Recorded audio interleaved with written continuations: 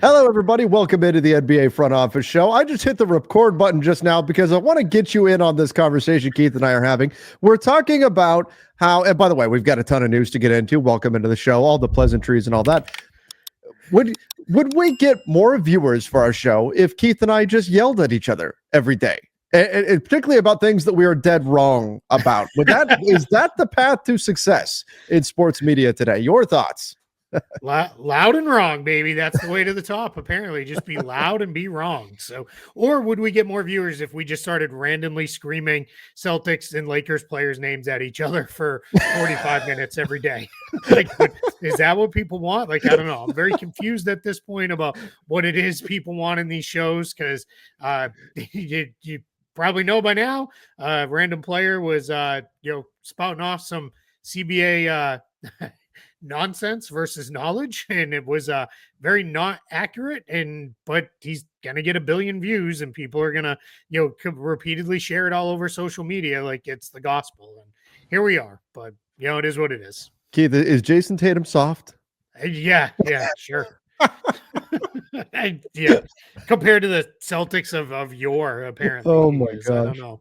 I don't get it, man. I really don't. I don't know.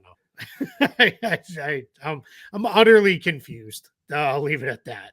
Hey, if we need to start yelling more, we can start. Right now we only yell for Front Office Friday. If we need to start yelling more, then we can yell at each other more. I have a hard time watching it when people are yelling at each other, but some people like it. It turns me off immediately. I don't know. Like, I just shut it off and I go, oh, hit that breaking news drop, baby. All right. I haven't even seen it yet. I've just been handed an urgent and horrifying news story. Oh, Koji. There it is. Per Shams Charania of ESPN, the Charlotte Hornets are trading Nick Richards and a second-round pick to the Phoenix Suns for Josh Okogie and 3 second-round picks.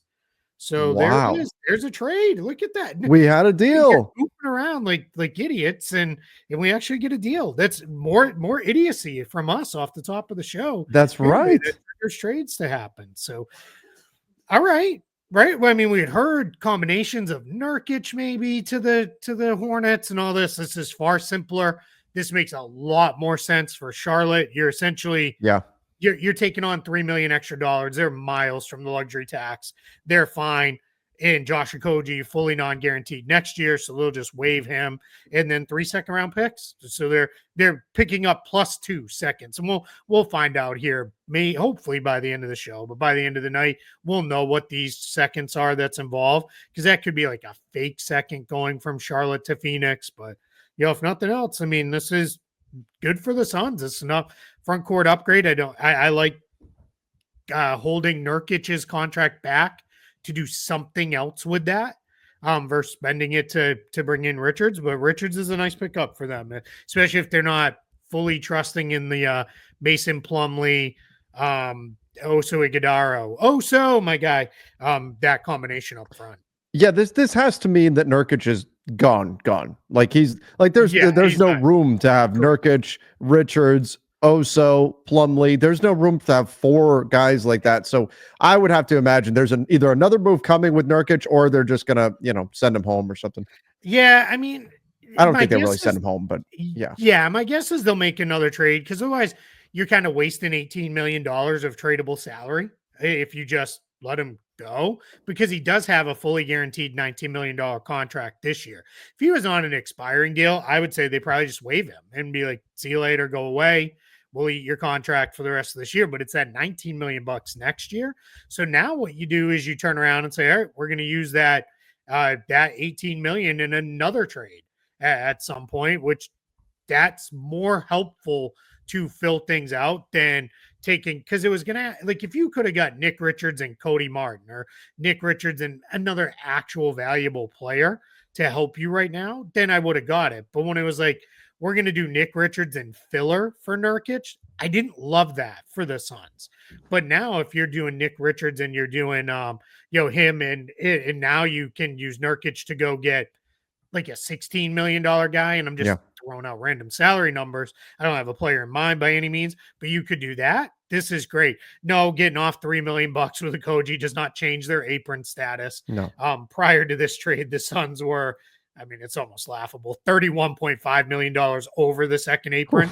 It's So there's crazy. Yeah, I mean, outside of a full-scale salary dump of a player, which isn't even possible because nobody has that kind of cap space to do it.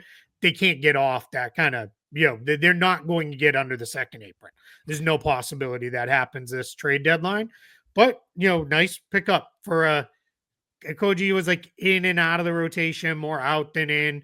Royce O'Neal is back. Obviously, they're playing Grayson Allen a lot. They're playing Ryan Dunn a lot. With Bradley Beal moved to the bench, there's just no minutes for Josh Okogie. So, yeah, and we said it over the summertime. We don't feel bad talking about players as tradable contracts when the player got massively overpaid to be exactly that. That's exactly what happened with Josh Okogie. He got the $8 million contract to be a trade chip, and that's what Phoenix used him for in this deal. So, good stuff. Sticking with the Suns, Devin Booker, the Suns are committed long-term. There's some rumors flying about maybe the Houston Rockets kind of sniffing around Devin Booker, seeing if there's something there to potentially trade for him long-term, recognizing that they need another scorer. But for now, Devin Booker, the Suns, seems to be a long-term commitment currently. But I mean, Kevin Durant's older, Bradley Beal, who knows where all that goes. So I understand why teams would kind of be keeping an eye on a situation in Phoenix, particularly if you're the Rockets, because they essentially shorted the future of the Phoenix Suns by having so many of their future picks. 100%. It's worth keeping an eye on anyway for the Rock, even if everything is fantastic in Phoenix right now, and Devin Booker wants to stay, and they want him to stay, and all that. It's still a situation that the Rockets are going to be keeping an eye on. Yeah, definitely. I think if you were the Houston Rockets, what you're hopeful for is the Suns when they eventually pivot, which they will at some point, whether it's these Durant and Beal expiring contracts expire or they eventually get traded. But I think what your hope is then Devin Booker's like, whoa, wait a minute. Like we're going to be wandering the wilderness for a little bit. Then if you're the Rockets, like, hey, would you like your draft picks back? Because we'd love to have Devin Booker. Yeah. In the interim, if I'm the Suns, Devin Booker, I'm absolutely like, hey, if I'm going to trade Beal, I'm trying to get upgrades in that. And if I hit a point where I'm going to trade Kevin Durant, I'm trying to trade him to bring in players who can really help. They're not going to do those trades as this is not the Nets tearing down their team. When they did that, the Suns, I don't think will be in that position just because you have Booker and you have so much committed salary-wise. I think they would try to turn it around fairly quickly, but we'll see. I mean, it makes a lot of sense. Devin Booker, I would not be trading either. You've got in his prime superstar he's on a max contract, but it's one of those ones where we talk about this a lot. Cap will go up higher than the raises on the contract will. So it's actually going to turn into being like, wow, actually for Devin Booker, that's a pretty good deal. Like this works out well for Phoenix. So I would not be looking to move him at all. Yeah. I wouldn't. He would have to force their hand at some point, not now, but at some point in the future and say, look, KD's sailing off into the sunset. It's time for us to move in a different direction and do something like that. But again, makes sense for the Rockets to keep an eye. Speaking of the Rockets, let's just jump here to them. Sure. The Rockets think Jalen Green has max potential. Max potential. I should have wrote the headline a little bit better here in the banner. It's max contract potential. Right. No. That's the way I took it as well. I just didn't want people thinking be like Jalen Green operating at max power, maximum effort for Jalen Green. Yeah, exactly. Yeah. What is that? Where the guy says maximum effort? That's Deadpool. Deadpool. That's right. Yeah. I was like, this is in my head and I can't come up with it. It was really bothering me.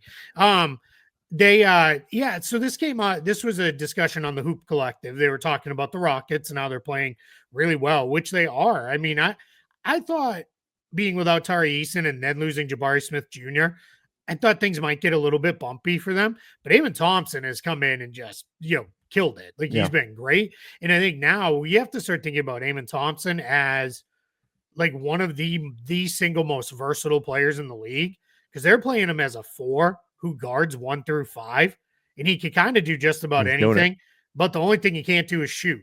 But when you are an elite passer, an elite defender, really good ball handler, you can mask some of that other stuff. I used to say that about Rajon Rondo. He couldn't shoot, but he was elite defensively and an elite passer and an elite ball handler. So he made up for that lack of shooting ability because you're elite at other stuff. It's just hard because you have to truly be elite if you can't shoot. But Thompson's playing great for them. I actually did a thing for the basketball bulletin where I pulled some clips together of him, and then I tweeted those clips out. And I was like, Amen Thompson's a guy who shows up at your party, gets all loud, eats all your food, breaks some stuff, and then leaves with your house destroyed, and then laughs about it when he gets home. Like, that's what he's like on defense. He just wrecks teams. And his brother's like slightly lesser version of him. So I gotta imagine somebody's like, I want the both. Like, I want the two together. Oh yeah, because man, the Bash brothers. Oh, imagine unleashing that on opposing teams. Anyway, that's a whole long lead into the Jalen Green conversation. And they started talking about his contract and how like they gave him $100 million on his extension. And what does that look like? And all those things. And one of the things that came out of that was Tim McMahon said the Rockets hope, because he's got that weird deal, right? Where he's 2 years of, not max money, but big money, then the player option. And he said the Rockets hope is opt out because you've proven you need a max, and then we're going to give it to you there. They just protected themselves a little bit in the first couple of years of that extension. So it's going to be interesting to watch how that one plays out over the next couple of years. He's kind of maybe doing what he did last year, started really slow, had this strong finish to the year. This year started really slow, but he started, if he continues the way he's played over about the last 3-4 weeks, if that continues all the way through the rest of the year, no brainer, on this contract, and no brainer Jalen Green will be, better than this where it goes. So yeah, really fun, player there in Houston. Like that's a fun team too. It really is. Yeah. Yeah. They're a fun team. They're a lot of fun to watch. I mean, super athletic team. Yeah. They're kind of nasty one. Too, right? Yeah. They've very much taken on the Dylan Brooks mentality of we're going to knock you down. And Steven Adams got in there the other night against the Grizzlies and just started tossing dudes around. He's crazy. And everything. Yeah. I'll tell you, man, I want a Houston-Memphis playoff series so bad. Oh, those teams, they do not like each other. They hate each other. And minus the probably multiple suspensions we'll see for fights. Give me a playoff series. We need more of that. We need more. We do. I know everybody erased the hate and all that kind of stuff. But that's a different thing. No, that's different. Let's bring some good old-fashioned sports hate back into the NBA. 100%, yeah. And I don't know that I need to go as far as Joe Mazzulla's we want more fights. No. But yeah, I mean, teams that don't like each other, yeah, that's the best. That's when the league's at its best, when for sure there's real rivalries and teams really, and generally that's built through you play the same team multiple times in a playoff series. And that's how you kind of get there, right? Especially if it's a little more one-sided, because that one the side that loses more often gets so upset and angry. And then it eventually all spills over. But yeah, I mean, I would love to see Memphis and Houston go at it. Yeah, that would be fantastic. That'd be fantastic. All right, let's jump over to Jimmy Butler. I don't know. Should I hit the drop? Let's get our use out of it.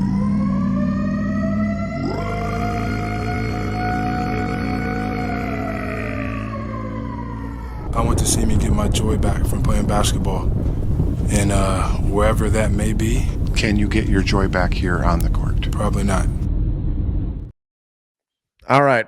So the Jimmy Butler update today, it was revealed that the Miami Heat is, and I'm trying to remember who had this. Was it Chris Haynes? I think it was Chris Haynes who had it, that the Miami Heat are considering changing the designation for Jimmy Butler's suspension to, instead of just being one where he was suspended for conduct detrimental to the team, it would be essentially refusing to render services, which would double his fine. I think, Keith, this is a warning shot at Jimmy Butler. Hey, we by league rules, we're going to have to play you when your suspension is over. If you get out there and you sandbag it again, we're doubling your fine. I think that's what this message is from the Heat to Jimmy Butler. Yeah, completely agree, because I think what we're going to see happen here is if Jimmy Butler isn't traded within the next couple of days, which doesn't really look like it's going to come. We'll talk about that in a second.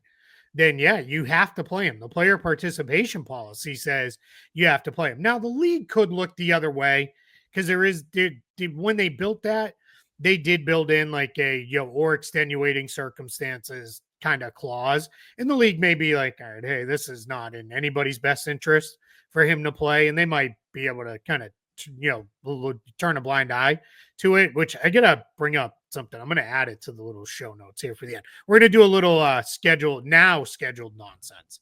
Okay. So late scheduled nonsense we'll finish with.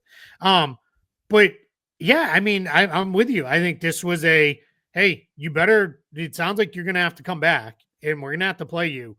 And if you go out there and do the stuff you did in the last game you played, not going to fly. We're going to pull you off the court and then we're going to suspend you because a half effort is, I guess you could make a argument that's withholding services because you're not playing to your maximum ability like that, man, just from a fascination standpoint of the arguments that would it would be a fight big time. Yeah, because if I'm the Players Association side of that, then I would turn and be like, so when you start sitting guys out for tanking purposes, how is that not the team doing that? Right. Like you're kind of withholding services. So, but anyway, that'll be a whole battle if we get down that path.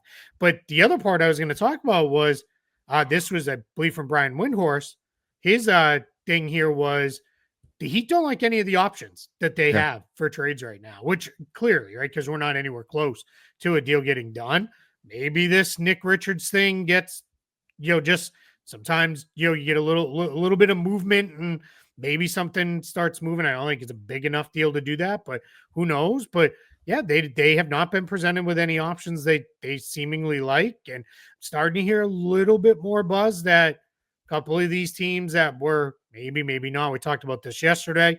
Maybe they are going to say, you know what, we'll make a run at them anyway and figure it out and kind of go from there. But yeah, man. And then Jimmy Butler, I guess, then again, kind of reemphasized, I'm going to use my player option then to try to get traded. And I'm just not sure that's going to go the way he wants. Yeah. Oh, here we go. We get second round pick details. You ready? Yep. To Charlotte, a 2026 Denver second, 2031 Denver second, 2031 Phoenix second. To Phoenix, a 2025 Denver second. So essentially, Charlotte flip-flop Denver's the next 2 years while picking up two more, which are 6 years down the line. Right. So, all right. We know Denver's pick's not going to be very good this year, so might as well get out of that one. Who knows what they'll be next year? I don't think that one will be very good either, but you get two more down the line when 2031, who knows? 5 years from now, like could be anything. Could be a boat.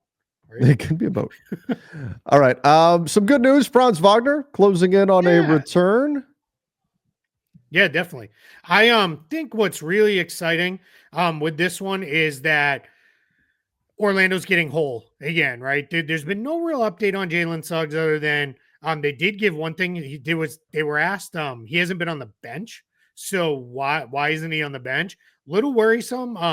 Jamal Mosley said just to kind of protect him with the back, like, and we've seen it, right? Often players will go crashing into the bench. That sounds like to me, Jalen Suggs isn't moving so good. So that's a little bit worrisome, but they got Paolo Banchero back. Now they're going to get Franz Wagner back. That's huge for the Magic. If they can get Franz back within, I'm going to guess within the next week and a half here, probably he'll play. They said he's in. So what they did was they actually changed yesterday. He's ruled out for their game, but when they ruled him out, it was no longer ruled out with the torn oblique. It was ruled out with return to competition reconditioning, which is basically ramping up. And then they actually made him available to the media. And he said injury-wise, he feels fine. He's just got to get his wind back. That's great. Make contact. So I'm guessing we're probably within a week and a half out from that. There's been no firm update, and there probably won't be. It'll go through the standard now. He's questionable, and then maybe he plays, maybe he doesn't. But Magic are getting whole. They hung in there. They did what they had to do. They played basically over the last couple weeks 500 ball, which was enough based off of the good start and the initial hanging in there while Paulo was out. They're okay. They're right now the 4th seed in the East, and now you get whole. And they need the offense back because they are just brutally bad offensively. But you start scoring a handful more points to go along with that elite defense, then all of a sudden we might see.